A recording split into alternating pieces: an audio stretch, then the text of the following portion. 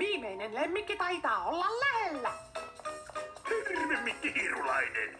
Ja hei sinullekin, Minni. Ja kuka tuo uusi, joka näyttää sinulta, mutta ei ole? Tämä on Marssin Mikki. Hän on tullut Marsista.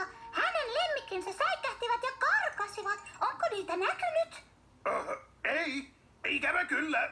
Täällä on vain teräväkerkisiä paperihattuja. Kärjekkäitä.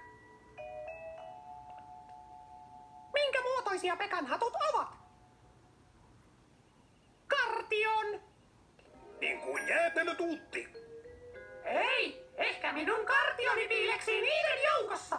Se on mahdotonta. Nämä hatut ovat näytöstä varten. Ja niitä on 9. Minä vaikka lasken. 1, 2, 3, 4, 5, 6, 7, 8, 9, 10. 10! Yksi niistä on varmasti kartio. Oi, miten voit olla varma? No, se kutiaa kovasti. Jos kutitamme sitä, se nauraa. Siitä tunnistamme sen. No niin kaikki. Kutitetaan hattuja, niin nähdään mikä nauraa.